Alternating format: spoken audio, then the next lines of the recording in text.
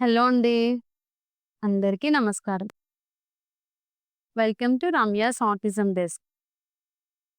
నాకనిపిచ్చింది ఈ పాయింట్‌లో నేను మీ అందరితో కూడా నా పర్సనల్ జర్నీని కొంచెం షేర్ చేసుకుంటే బావుంటుంది. నా మనసు కూడా కొంచెం తేలిక పడుతుంది అనిపిచ్చింది. నాకు మన్వీర్ ఒక ప్రీమెచ్యూర్ బేబీ అండి. చాలా ప్రీటర్మ్ అనమాట. నాకు 27థ్ వీక్ ఆఫ్ ప్రెగ్నెన్సీలో తను బర్త్ అనేది జరిగింది. అదెందుకంటే నాకు గర్భసంచి కొంచెం కిందకి రావడం వల్ల అది ఓపెన్ అయిపోయింది. అది నాకు ఫోర్త్ మంత్‌లోనే నాకు అది ఆహ్, కొంచెం ప్రాబ్లమ్ వచ్చింది. సో, దానివల్ల అమ్నియోటిక్ ఫ్లూయిడ్ అంతా పోయింది.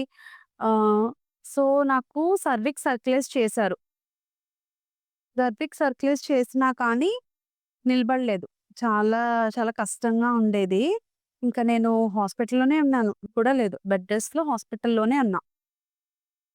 అయినా కూడా అప్పుడు సర్విక్స్ సర్క్యులేట్ చేసేటప్పటికి లోపలున్న బేబీ వెయిట్ అంటే 1 వీరే ఉన్నాడప్పుడు. సో, తన వెయిట్ వచ్చి 400 గ్రామ్స్ ఉన్నాడు. సో, అప్పుడు నాకు డాక్టర్ గారు చెప్పారు. "ఇది కొంచెం రిస్కీ ప్రెగ్నెన్సీ అవుతుంది. మనం ఇది ఆహ్, క్లియర్ చేసుకుంటే మంచిది. అంత హెల్తీగా ఉండదమ్మా వద్దు" అని చెప్పారు.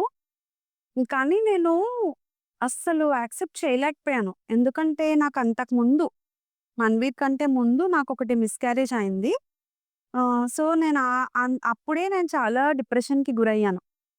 అలా ఎలా అయింది? అయ్యో! నేను కేర్ తీసుకోలేదా? ఇంకొంచెం జాగ్రత్తగా ఉండాల్సిందా? అలా అలా అనుకునేదాన్ని. నాకు చిన్నప్పటి నుంచి గూడా నాకు పిల్లలంటే చాలా ఇష్టం.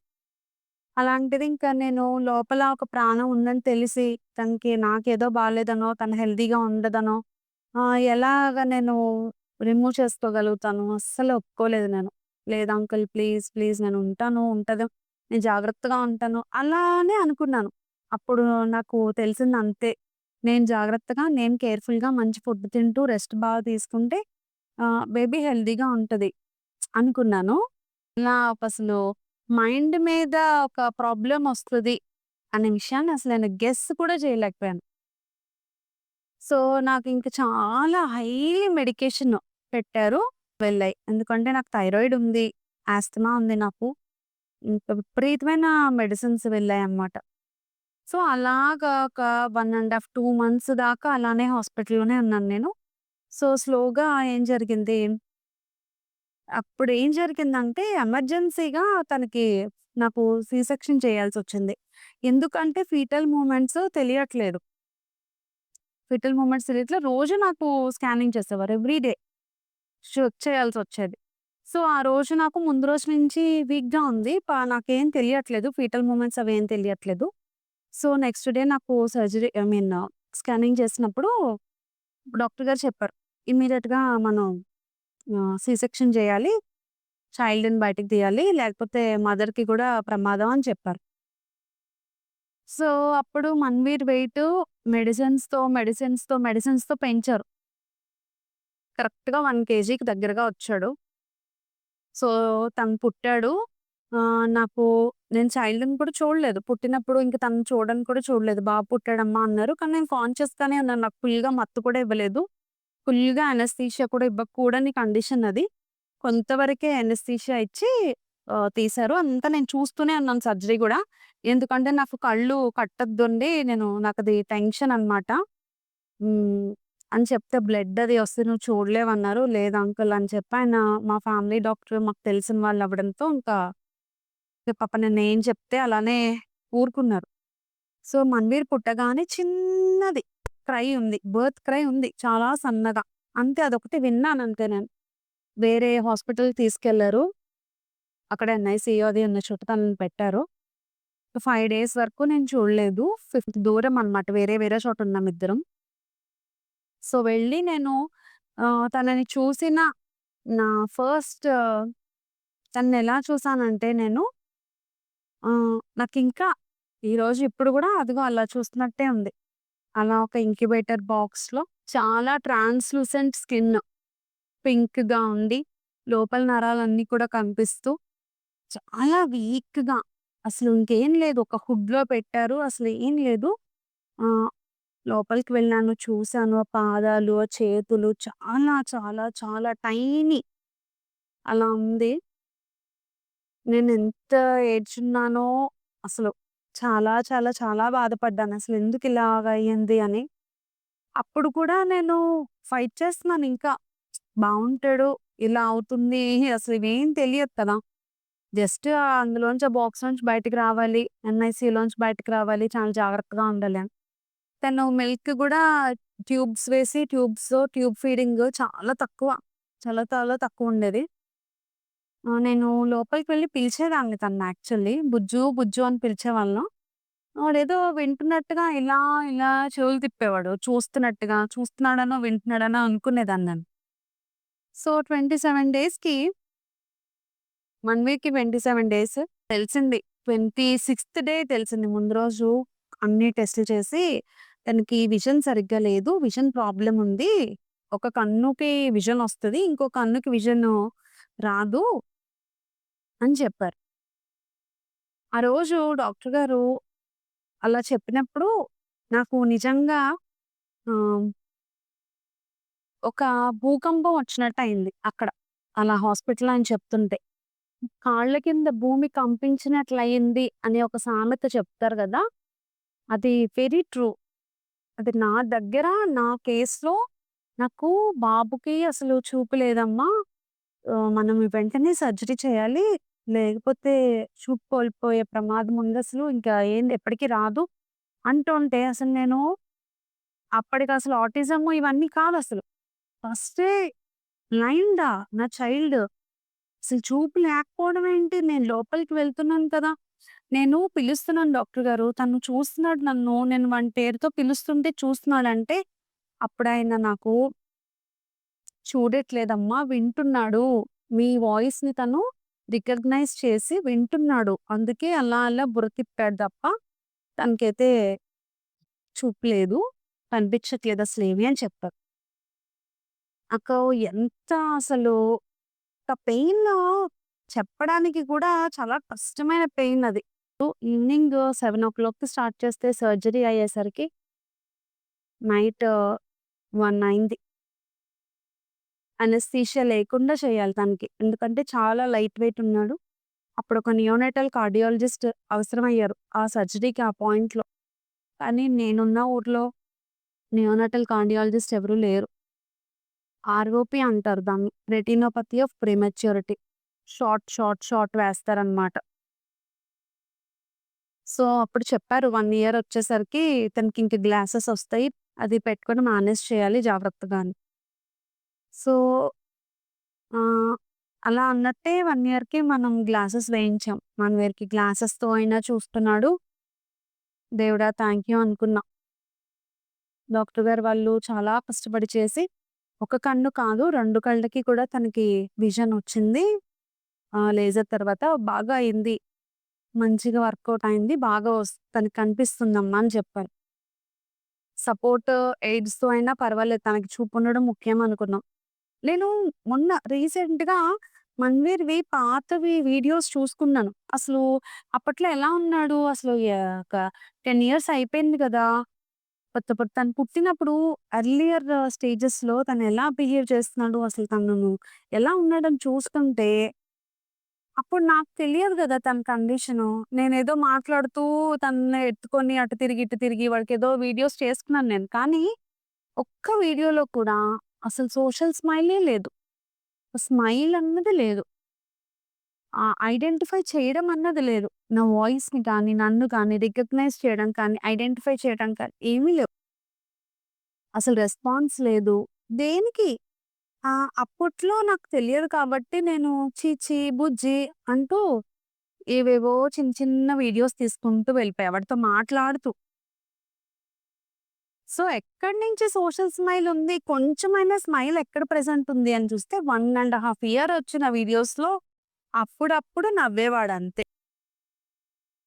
ఇప్పుడు చూస్తుంటే తెలుస్తుంది. ఎంత డిఫరెన్స్ ఉంది కదా! న్యూరోటిపికల్‌కి మన మన వాడికి ఎంత డిఫరెన్స్ ఉంది అనిపించింది. అలానే తనకి స్లీప్ ఇష్యూస్ కదా! అలా 1 ఇయర్ వరకు కూడా తనకి స్లీప్ ఇష్యూస్. క్రానిక్ కాన్‌స్టిపేషన్ పుట్టినప్పటి నుంచి కాన్‌స్టిపేషనే. విపరీతమైన వామిటింగ్స్. చాలా వాంతులయ్యేవి. 1 ఇయర్‌కి ఈలోగా నేనొక స్పీచ్ థెరపిస్ట్‌ని తీసుకొచ్చాను. కొంచెం మాటలు డిలే ఉన్నాయని. ఆయన చూసి లేదు లేదు మాటలొచ్చేస్తాయని చెప్పి వెళ్లారు. ఆయన చెప్పినట్టుగానే మాటలొచ్చాయి. సో, 1 ఇయర్‌కి నేను సైకియాట్రిస్ట్ దగ్గరికి తీసుకెళ్ళా. అప్పుడు తీసుకువెళ్ళినప్పుడు ఆయన చూసి ఏడీహెచ్‌డీ అని రాసారు. ఏడీహెచ్‌డీ ఉందండి బాబుకి అని చెప్పారు. ఏం పర్వాలేదు తగ్గిపోతుందని చెప్పారు. సో, స్లీప్ ఇష్యూస్ కోసం టాబ్లెట్స్ పెడతారు కదా! అలా టాబ్లెట్స్ పెట్టేవారు. ఆ టాబ్లెట్ వేసి పడుకున్నంత సేపు ఓకే. అయ్యాక మళ్ళీ చాలా ఎక్కువగా వచ్చేది. కానీ నాకు డౌట్‌గానే ఉంది. ఎక్కడో సరిగ్గా లేదు, ప్రాపర్‌గా లేదు అని. సో, అలా ఒక 6 మంత్స్ జర్నీ అయిన తర్వాత ఎవరైతే ఆ డాక్టర్ ఉన్నారో, ఆ సైకియాట్రిస్ట్ ఉన్నారో మన్‌వీర్‌కి చూపించి ఆయన, సో, ఆయన అబ్రాడ్ వెళ్ళిపోతున్నారు. సో, వెళ్ళిపోతే ఏం చెప్పారంటే, "ఒకసారి మీ మీ హస్బెండ్‌ని కూడా రమ్మనండి. నేనిలా అబ్రాడ్ వెళ్ళిపోతున్నాను. సో, మీ ఇద్దరితో కొంచెం మాట్లాడాలి" అని. అప్పటికి 6 మంత్స్ నుంచి ఆయనే చూస్తున్నారు. సో, ఆయనేం చెప్పారంటే నన్నడిగారు. "మీ చైల్డ్ గురించి మీ ఎక్స్‌పెక్టేషన్ ఏంటి" అని. అప్పటికి మనకేం తెలీదు గదా! జస్ట్ ఏదో ఏడీహెచ్‌డీ అంటే ఏదో హైపర్ యాక్టివిటీ అనుకున్నాం అంతే. అల్లరి చేస్తాడు ఏముంది నార్మల్ అయిపోతాడు కదా! అనుకున్నా. అది అబ్‌నార్మల్ అనుకోం కదా! నార్మల్ అయిపోవడానికి కూడా. జస్ట్ అల్లరిగా ఉన్నాడు అనుకున్నాం. అప్పుడాయన మా హస్బెండ్‌ని, నన్ను కూర్చోపెట్టి ఏం చెప్పారంటే, "మీ అబ్బాయి 15 ఇయర్స్‌కి అంటే 15 సంవత్సరాలకి లిటరల్లీ 15 ఇయర్స్‌కి కూడా తన పనులు తను చేసుకుంటే మీరిద్దరూ చాలా అదృష్టవంతులు. మీరు ఈ విషయాన్ని ఫస్ట్ యాక్సెప్ట్ చేయండి." అంటే ఇక్కడ నేనేం చెప్పాలనుకుంటున్నానంటే ఇది ఎవరిని బ్లేమ్ చేసే విషయమే కాదసలు. అంటే పేరెంటల్ కౌన్సెలింగ్ అనేది చాలా ఇంపార్టెంట్. మీరు ఒక స్పెషల్ చైల్డ్‌ని ఐడెంటిఫై చేసినప్పుడు పేరెంట్స్‌కి ప్రాపర్ నాలెడ్జ్ ఇవ్వాలి. ఒక proper road map at the time of diagnosis అయినప్పుడే పేరెంట్స్‌కి ఇవ్వాలి. పేరెంట్స్‌కి చెప్పాలి. అది చాలా ఇంపార్టెంట్. మా కేస్‌లో అది మిస్ అయింది. మాకసలేం చెప్పలేదు. అందరిని ఎమోషనల్‌గా కనెక్ట్ అయిపోండి, అన్నీ చెప్పేయండి అని కాదు. కానీ ఆ పాయింట్ ఆఫ్ ఆ సిట్యుయేషన్‌లో ఆ మదర్‌కి, ఆ ఫాదర్‌కి లైఫ్ అంతా పోయినట్టుగా అనిపిస్తది. అసలు లైఫ్ ఏం కనిపించదు. యాక్సెప్ట్ చెయ్యరు అనేది చాలా సింపుల్‌గా అనేస్తారు. డినయల్ మోడ్‌లోంచి బయటికి రావాలి. ఏ తల్లైనా, ఏ తండ్రైనా బిడ్డ ఎలా పుట్టినా పొట్టిగా, నల్లగా, పొడుగ్గా, తెల్లగా ఎలా ఉన్నా కూడా చైల్డ్‌ని చైల్డ్‌గానే యాక్సెప్ట్ చేస్తారు. వాళ్ళ నుంచి వచ్చిన వాళ్ళు కాబట్టి. ఎందుకు డినై చేస్తారు? ఔట్ ఆఫ్ లవ్ వాళ్ళకు మీదున్న ప్రేమతో వాళ్ళేదన్నా డినయల్ మోడ్‌లోకి ఉండుండొచ్చు. కొంచెం ప్రాపర్ కౌన్సెలింగ్ ప్రొవైడ్ చేయాల్సిన బాధ్యత ఉంది. పేరెంటల్ మెంటల్ హెల్త్ అనేది ఎవరు కన్సిడర్ చేయట్లేదు. అది చాలా ఇంపార్టెంట్ యాక్చువల్లీ చెప్పాలంటే. మదరు, ఫాదరు స్ట్రాంగ్‌గా స్ట్రాంగ్‌గా ఉన్నప్పుడే ఆ చైల్డ్‌కి ప్రాపర్ సపోర్ట్ అందుతుంది. అదర్‌వైజ్ అసలు అందే అవకాశమే లేదు. సో, అలా తను 4 ఇయర్స్, 3 మంత్స్ అలా వచ్చినప్పుడు జస్ట్ కోవిడ్‌కి ముందు ఆహ్, మళ్ళీ ప్రాపర్ అసెస్‌మెంట్. అది ఆటిజం అని నార్మల్‌గా చెప్పినప్పుడు దానికి అసెస్‌మెంట్ అది ఏం చేయలేదు 1 ½ ఇయర్ అప్పుడు. జస్ట్ బై తనని చూసి చెప్పేసారట్లా. సో, ప్రాపర్ అసెస్‌మెంట్ తీసుకుందామని ఎళ్ళాము. నాకక్కడ కూడా ప్రాపర్ అసెస్‌మెంట్ జరిగిందని నాకనిపిచ్చలేదు. ఒక 10, 20 క్వెషన్స్ కూడా అడగలేదు. అవి కూడా నాకు చాలా ఇర్రెలెవెంట్‌గా అనిపించినియి. అంటే అది నాకు రిలవెంట్‌గా అనిపించలేదు. చాలా అసెస్‌మెంట్ టూల్స్ ఉంటాయి. ఇప్పుడు అసెస్‌మెంట్స్ ఎలా చేయాలి, ఏం చేయాలి అన్నీ నాకు కూడా తెలుసు. కానీ యూజ్ చేస్తున్నప్పుడు మన ఇండియన్ ఆరిజిన్ పిల్లలకి యూజ్ చేస్తున్నప్పుడు ఎటువంటి టూల్స్ వాడాలి? ఎలా మా ఎ ఎలాంటి పేరెంటల్ ఇంటర్వ్యూలో మనం పోస్ట్ చేసిన క్వెషన్స్ ఎలా ఉంటాయి? ఏంటనేవి చాలా డిఫరెంట్ టూల్స్ ఉన్నాయి. కానీ నాకు చేసిన అసెస్‌మెంట్‌లో నేను సాటిస్ఫైడ్‌గా ఆ రిపోర్ట్ ఏంటంటే మోడరేట్ లెవెల్ ఆఫ్ ఆటిజం.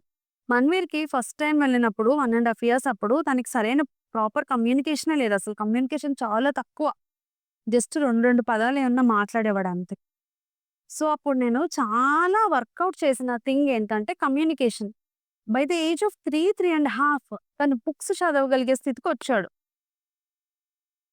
చిన్న చిన్న స్టోరీస్, చిన్న చిన్నవన్నీ చదవగలుగుతూ ఉండేవాడు. సో, కమ్యూనికేషన్‌తో పాటు తనకి ఇంకా కొన్ని థింగ్స్ ఎమోషనల్ డెవలప్‌మెంట్ కూడా కొంతవరకు వచ్చింది. కొంతవరకే. ఆ ఏజ్‌తో అప్రోప్రియేట్‌గా లేడు కానీ, కొంతవరకు ఇంప్రూవ్‌మెంట్ అనేది వచ్చింది. సో, ఈలోగా ఏం జరిగింది, తను ఒక 5 ఇయర్స్, 5 ½ ఇయర్స్ అట్లా ఉన్నప్పుడు, తనని ఎక్కడ ఏ స్కూల్‌లోకి తీసుకువెళ్ళాలన్నా కూడా తనకంత ఫిజికల్ ఎబిలిటీ లేదు. అంతసేపు కూర్చోగలిగే శక్తి లేదు తనకి. సివియర్ కాన్‌స్టిపేషన్, విపరీతమైన వామిటింగ్స్, గ్యాస్ట్రో ఇంటెస్టినల్ ప్రాబ్లమ్స్, ఏ ఫుడ్డు వెళ్ళేది కాదు. ఓన్లీ మిల్క్ డైట్‌లో ఉండేవాడు.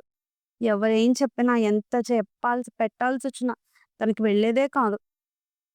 సో, మా ఇంట్లో నాకు ఒకటే డ్యూటీ. వామిటింగ్స్ చేసుకుంటే క్లీన్ చేయడం. తను బాత్రూమ్‌కి వెళ్ళాలంటే మార్నింగ్ మొదలుపెడితే మధ్యాహ్నానికి, దేవుడు కరుణిస్తే మధ్యాహ్నానికయ్యేది. కొంచెం ఇంకా కష్టపెట్టాలి అనుకుంటే నైట్ వరకు అలాగా స్టాండింగ్‌లోనే ఉండిపోయేవాడు. ఎంత సఫరింగ్ అంటే బాత్రూమ్ కింద నుంచి రావాలి, వాడికి మోషన్, స్టూల్ పాస్ చేయాలంటే పైనుంచి ఒక పెద్ద వామిటింగ్ రావాలి.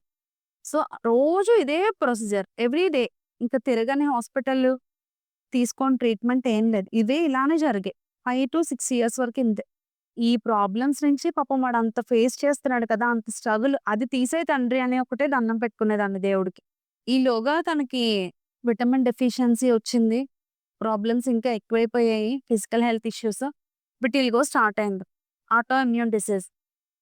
మొహం మీద అంతా వైట్ ప్యాచెస్. సో, దానికంటే ముందు ఈ ఐ లాషెస్, కనురెప్పలు వైట్‌గా అయిపోయాయి. హెయిర్ ఇదంతా ఇక్కడంతా వైట్‌గా మారిపోయింది. ఇప్పుడు మేము హాస్పిటల్ తీసుకెళ్తే వాళ్ళు చెప్పారు ఆటో ఇమ్యూన్ డిసీజ్ వచ్చింది. విటిలిగో అని. 7 మంది డాక్టర్స్ దగ్గర తిప్పాను నేను. ఏడుగురు చెప్పింది ఒకటే. అది ఆటో ఇమ్యూన్ డిసీజ్. అది విటిలిగో. అది మనం ఏం చేసినా పోదని. స్లోగా ప్యాచెస్. ప్రస్తుతానికి ఆగింది విటిలిగో. విటిలిగో వచ్చింది. ఆ తర్వాత దానికి మెడిసిన్స్ వాడాము. ఇవన్నీ ఎందుకు చెప్తున్నానంటే ఇప్పటి వరకు మన్మీర్ కండిషన్స్ అసలు ఎప్పుడు చెప్పలేదు. తనకేమున్నాయి కో అక్కరింగ్ కండిషన్స్ మొన్న వీడియో ఒకటి చేసుకున్నాం. ఆటిజంతో పాటు కొన్ని హెల్త్ ఇష్యూస్ ఉంటాయి. కొన్ని మెంటల్ హెల్త్ ఇష్యూస్ కూడా ఉంటాయని. అలా ఆటిజంతో పాటు మన్వీర్‌కున్న ఇష్యూస్‌లో ఏడీహెచ్‌డీ ఉంది. గ్యాస్ట్రోఇంటెస్టినల్ ఇష్యూస్ ఉన్నాయి. సివియర్ కాన్‌స్టిపేషన్ ఉంది. ఆటోఇమ్యూన్ డిసీజెస్ వచ్చాయి తనకి తోడు. సో, ఇది ఇప్పటివరకు తనకి ఉన్న హెల్త్ కండిషన్ అన్నమాట. ఇప్పుడు 'మన్వీర్' ఎలా ఉన్నాడో ఇప్పుడు చూడండి.